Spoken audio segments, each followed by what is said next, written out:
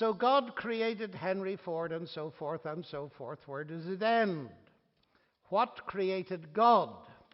Are we simply to believe he is eternal?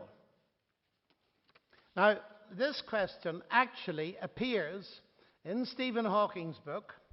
It came from Professor Peter Singer when I debated him in Australia. It came from Richard Dawkins, and it's also in the Austrian Profil magazine.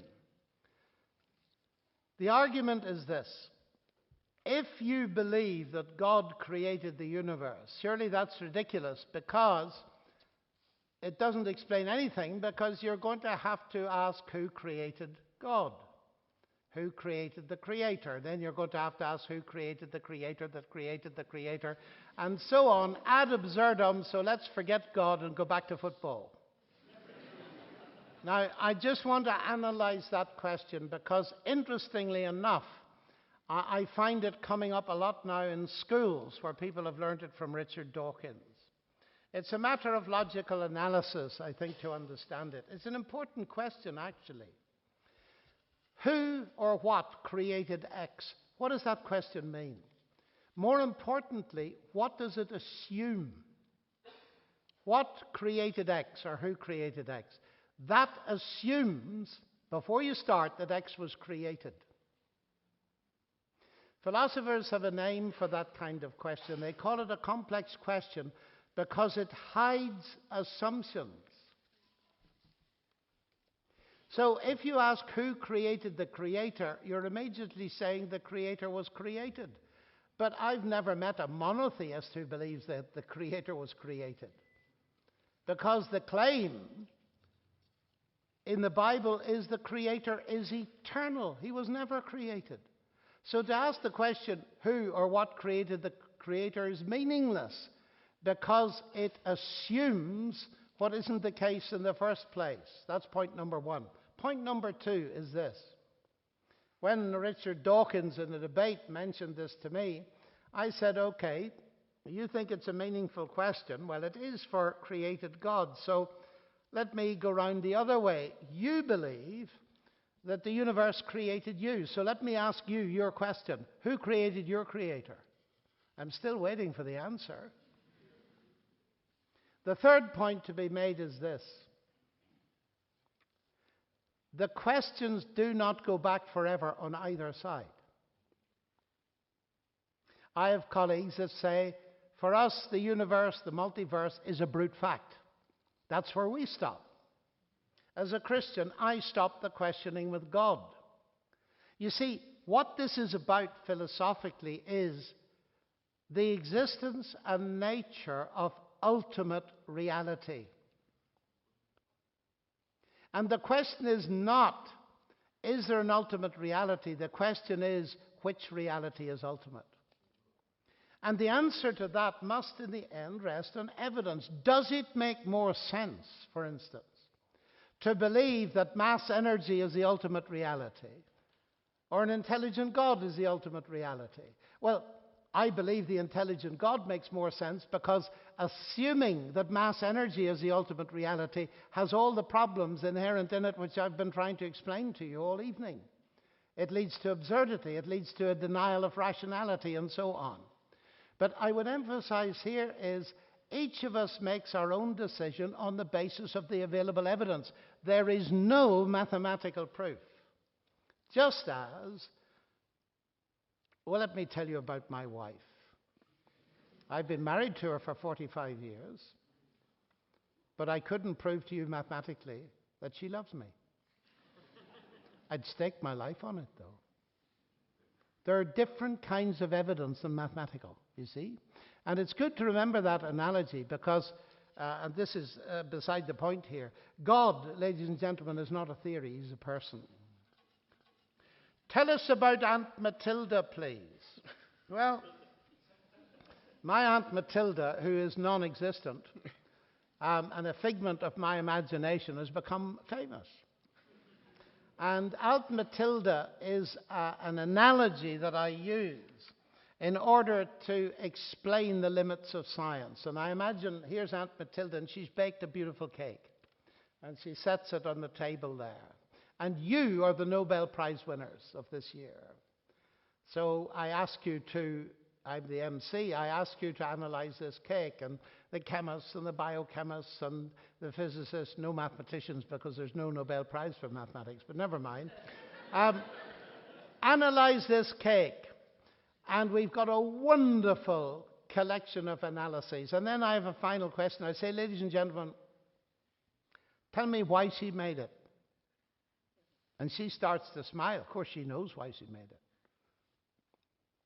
Physicist, why did she make it? Well, it's made of. Not what it's made of. Why did she make it? Physics cannot tell you, nor can chemistry, and so on. In fact, you will never know unless she reveals it to you. Now, here's the interesting thing. If she reveals it to you, does that shut your mind down and your rationality? Of course not. When she reveals it to you, you will use your mind to see if her revelation makes sense. And that, incidentally, ladies and gentlemen, explains why I do not think revelation as a concept, God's revelation at the higher level, contradicts rationality. Of course it doesn't. What I am claiming is there's more than one source of information. We have, well, Roger Bacon, the father of modern science, talked about God's two books, the book of science and the book of nature and the book of God's word. You use your reason on both. You don't shut your reason off. Of course not. So that's what Aunt Matilda is all about. Why do very intelligent people reject God?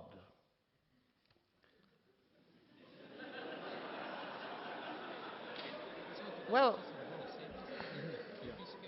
actually, we shouldn't laugh at this. And I mean that seriously. Many of my friends reject God because of the suffering in this world and because of their experience of it. And if you've stood in Auschwitz, as I have many times, you will understand why some people reject God. I have every sympathy, ladies and gentlemen, with people who find it very difficult to believe in God because of that human experience. And because that is a very personal thing to answer, I'm going to leave it for a while, because it'll skew our discussion. It's not the main point of our talk tonight, but I will come back to it, and will you gentlemen remind me of it? There are all kinds of reasons for rejecting God. Arguments, personal experiences, and so on. But there's a related question came, which I will address now. Why don't your atheist friends change their minds in spite of the evidence? I'm very interested that the questioner knows that they don't change their minds, but they do. I get dozens of emails all the time from people who've shifted from atheism to Christianity. Sometimes, I'm delighted to say, even through watching my debates with Dawkins and these other people. Of course you can change your mind. You see, let me put it this way. People meet me and they hear I'm from Northern Ireland and they say, oh, well, of course he believes in God. They all believe in God over there. And they fight about it, you know. And when I got to Cambridge, that was one of my biggest questions. And in fact, I was asked it. In the first week, a student said to me, do you believe in God? And he said, oh, sorry, I should never have asked you that question. You're Irish, and a whole lot of you believe in God, and you fight about it and kill each other. Now, of course, I'd heard that before, but it changed my life. I learned German and I learned Russian. Do you know why? Well, mainly so that I could go and talk to see what systematic atheism did to cultures. I spent my whole life doing it. During the Cold War, I was many times per year talking to people. And after the wall fell, many visits to Russia, Ukraine, Belarus, and so on. Talking to people. Why, ladies and gentlemen? Because I want to know. And I've discovered that one of the ways to learn is to expose your belief to people that don't share it. And the relationship to this question is, I've seen many people change their minds. In various directions, of course. Of course it's possible to change your worldview. That's one of the exciting things about being a university student. You get a chance to learn and to feed in. Every one of us in this room tonight has a worldview. And it's usually one of three possibilities, just those. Either you are an atheist, you believe there's no God, or you believe there is a God, or you're a pantheist who believes that God exists but is equal to the universe, or you're a skeptic, and you might be a skeptic in any one of those three. That's, roughly speaking, very crudely, the range of possibilities. And it's important for us to ask the question, why do we hold our worldview? So I just think the questioner here is making a false assumption. Well, right. What can I say to my child about science and faith in light of what she's being taught in school? What can she say in class? Now, a question like that is very difficult for me because I'm not a Slovenian and I know nothing about your education system. And it would be to insult you for me to make any assumptions about it. But the formulation of the question is very revealing. What can I say to my child about science and faith? I wonder what is meant by faith in that question. Is it that we've got science here and faith there? Because that reveals to me a misunderstanding. What is faith? Well, I know what Richard Dawkins thinks it is. It's a religious concept and it means believing where there's no evidence. That's nonsense. Faith is an ordinary word that means trust. It comes in English from the Latin fides, which means trust, reliability. And faith is an essential part of science. So when you say science or faith or science and faith, I'm not sure what is being talked about. But I understand it because faith has become, sadly, a shorthand for belief in God and religion, as if science didn't rest on faith. But of course it does. I said that, but not in so many words at the beginning of my lecture. I said that Newton and Kepler believed that science could be done. They had faith that the universe was rational. Every scientist has that faith. And Einstein said so explicitly. I cannot imagine a scientist without that faith. I cannot give you guidance. But I was fortunate. My parents never went to university. But they had the goodness to allow me and to encourage me to think. And they had the sense to feed me good literature so that I could compare it with what I read in school.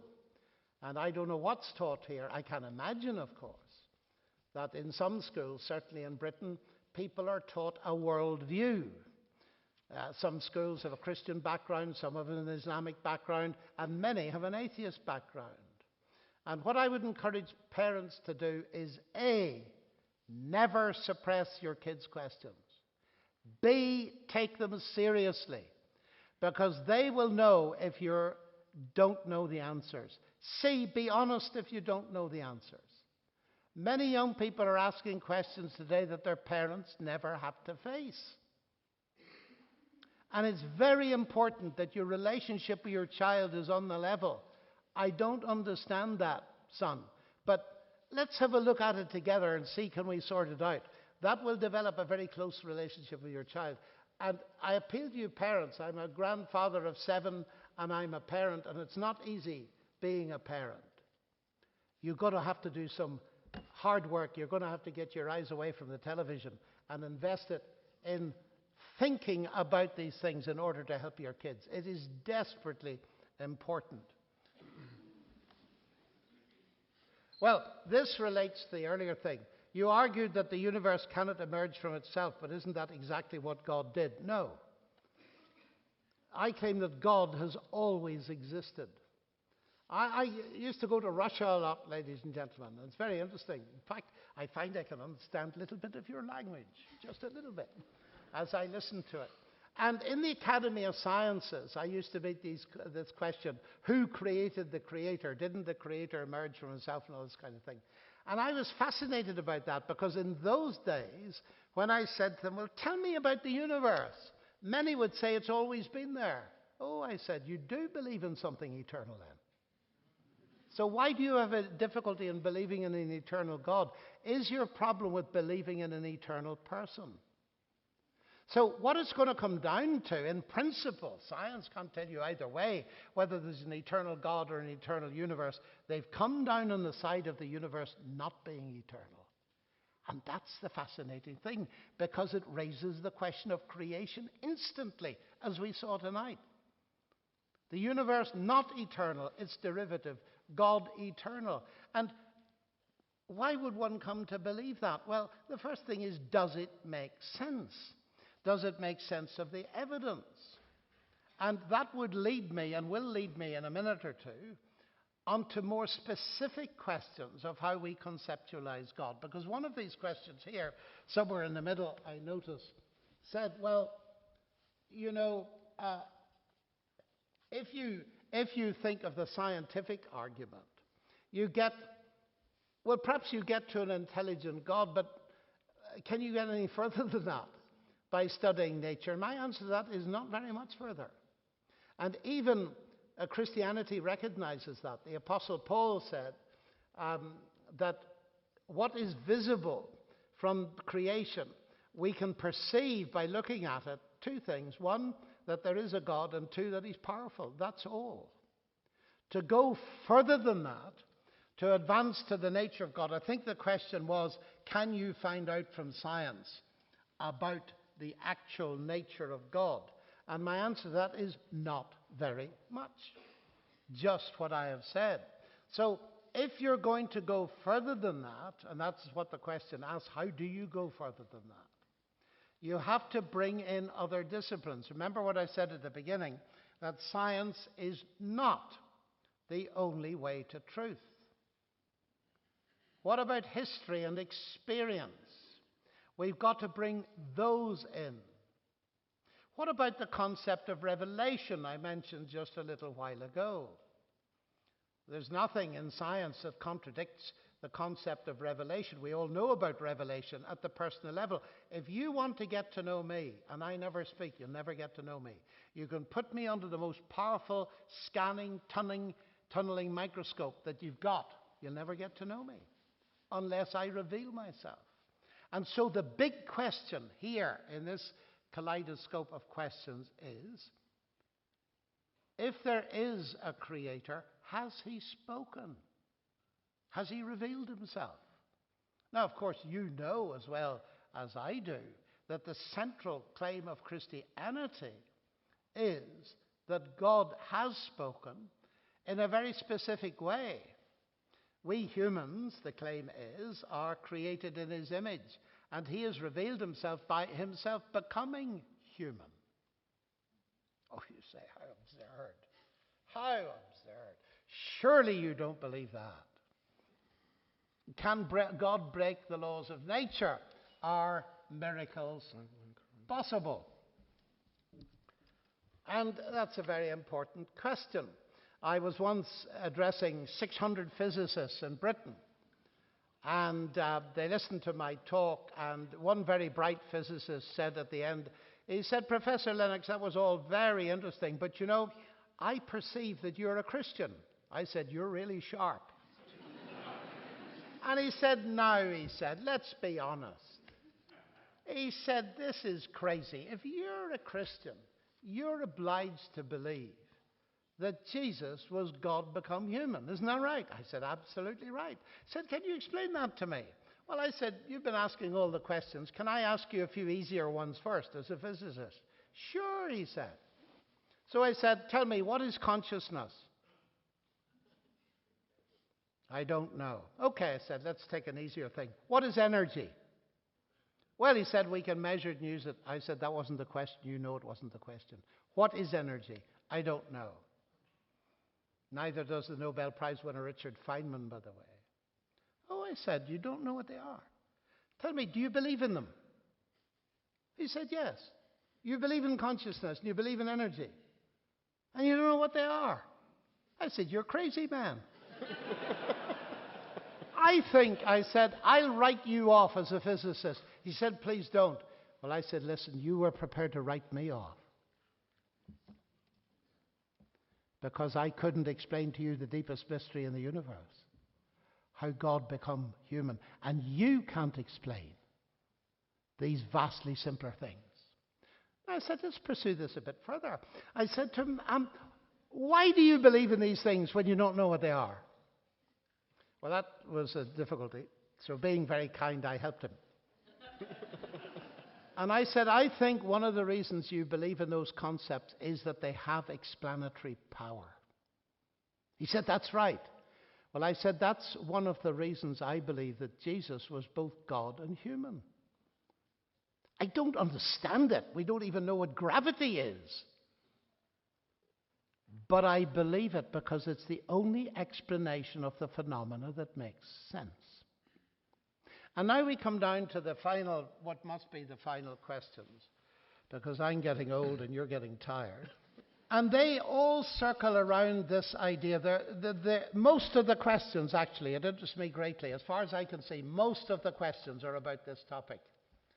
And there are, why, how would you be a Christian? Why aren't you a member of some other religion? And so on and so forth. Now, I understand the question very well. It's not actually on our agenda tonight. The topic was, I believe, gentlemen, the Higgs boson, the God of the gaps. But here I have a problem, because the main question that you've asked me has got nothing to do with the topic. It's a very personal question. Why are you a Christian? Would you mind if I give you a personal answer? Those who aren't interested, just go to sleep for 5 minutes, all right?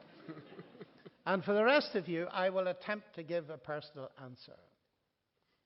But I'm going to contextualize it, because I said that the hardest problem I face is what makes many of my friends atheists. It's the problem of suffering and evil. Now, if you're interested in detail what I'd say about it, just Google my name in New Zealand, because I arrived in New Zealand 2 days after the Christchurch earthquake. I had to meet men who'd lost their wives, women who'd lost their husbands. I had to speak, give interviews on radio, television for a solid 2 weeks. I had to change all my lectures. Earthquake, why? So I'm not going to be able to go into detail, ladies and gentlemen. But it will help me to explain 2 things. How I face that question and why I am a Christian. I've sat with many people who've told me the exact point at which they gave up belief in God. And it usually has to do with some awful experience of suffering. And very often they very kindly say to me, I'm sorry if that upsets you, but I just can't believe in God. So I say to them often something like this. All right then, there isn't a God. Suffering is just a brute fact of existence. And indeed, the vast majority of people will suffer. And some of it is out of all proportion to what we would think deserve. So there is no God, and you just have to accept it. So you've removed the intellectual problem by rejecting the existence of God. But please notice that you haven't removed the suffering. It's still there. Please notice also that you've removed all hope. Now, I actually still believe in God. You don't have the problem. You solved it by saying there isn't a God. I still have the problem because I still believe in God. Do you want to know why? And they usually say, we'd love to know why. Let's get to the heart of it. The very heart of the Christian faith is a cross.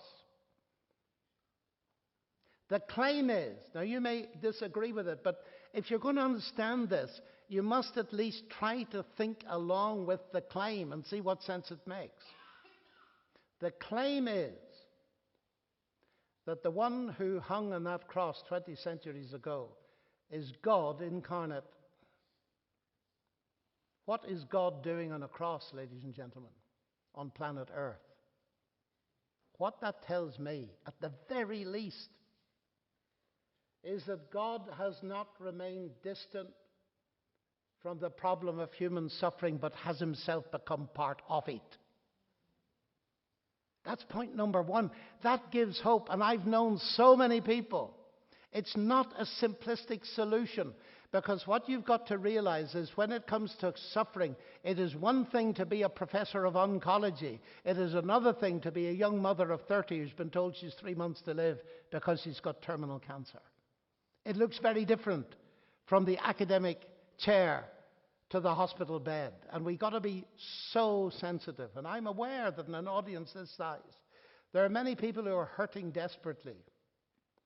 So I'm going to try to be as sensitive as I can, but it's going to have to be compressed. Is God really like that? That he comes so close to suffering that he himself suffers? Well, if that were the end of the story, of course, but it isn't. The next bit is that Jesus rose from the dead. I believe that as a scientist. I believe it on the basis of the historical evidence to start with, and on the personal evidence to finish with. I haven't time to argue it, but if you want to read what I as a scientist think are the arguments, firstly for the possibility of miracle, and secondly for the actuality of the resurrection, may I just refer to my most recent book, Gunning for God, which may appear in Slovenian in the future, where I tried to answer those questions as a scientist. But let's just come along with me to see what sense it makes. Ladies and gentlemen, there's another thing that bothers me about life. It's the concept of justice and morality. Is there such a thing as justice? I talked to Dawkins about this in public. And he said, well, we ought to work for justice in this world. Of course we did.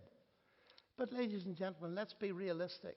The vast majority of people who've ever lived will never see justice.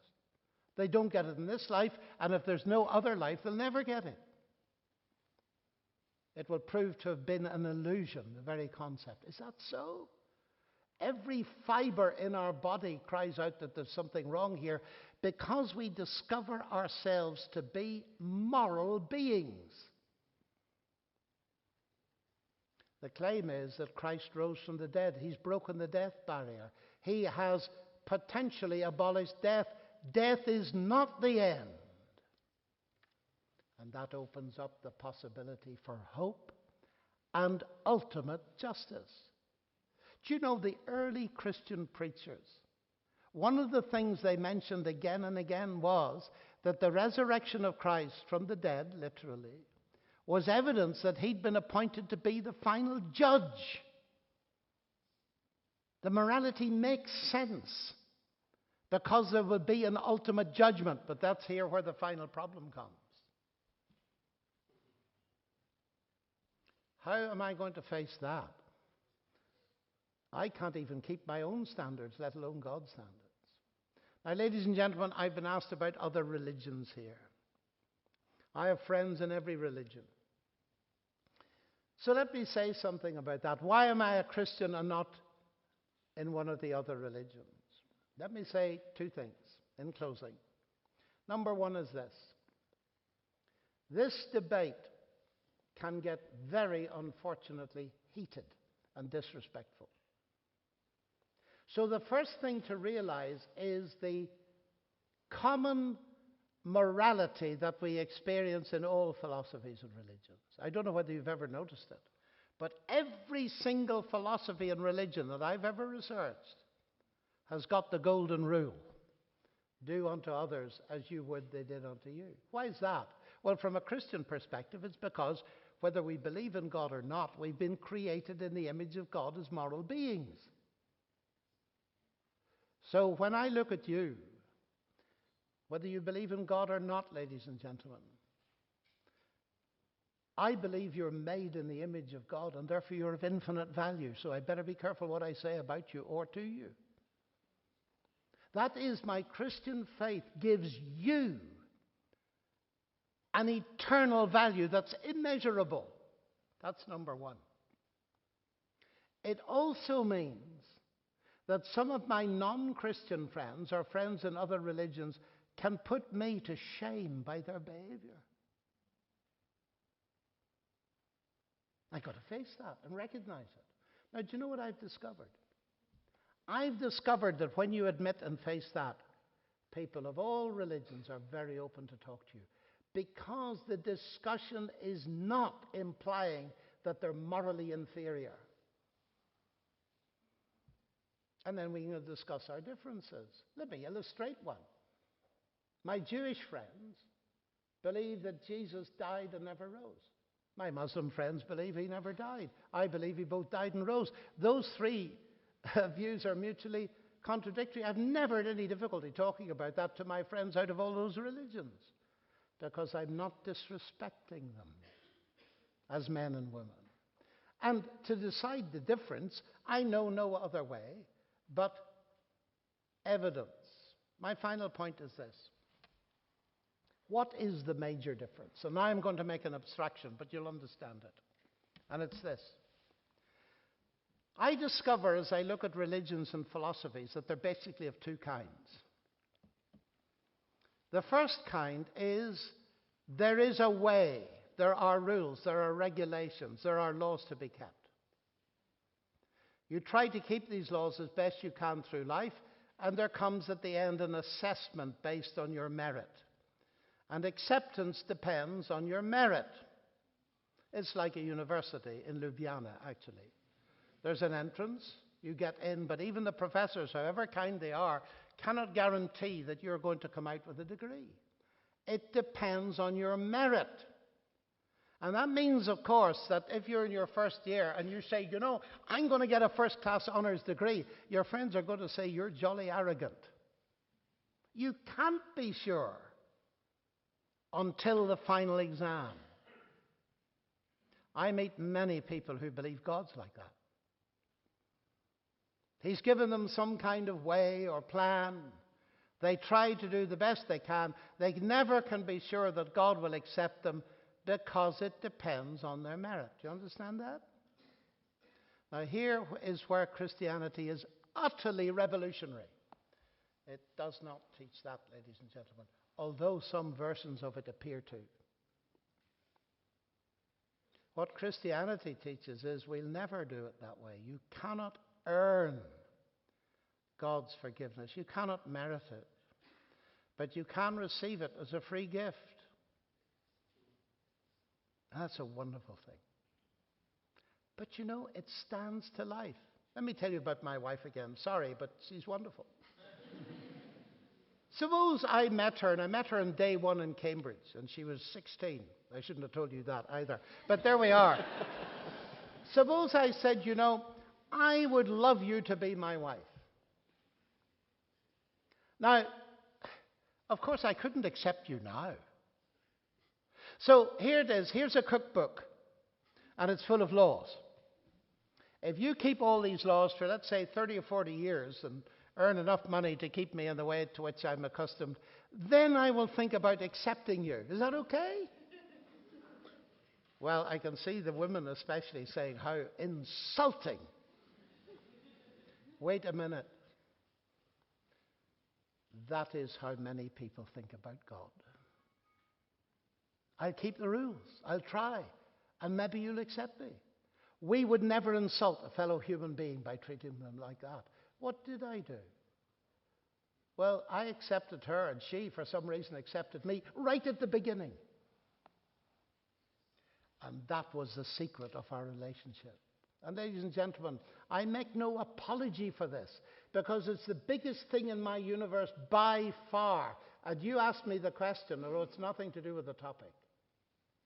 The biggest thing in my universe by far is that I have come to know a God through Jesus Christ, who loved me and gave himself for me, and is prepared at the beginning now to accept me, not because of my merit, but because of his, and because of what he has done. And it's that that sets me free to live, that knowledge, that certainty, that I have that relationship, that death itself will not destroy.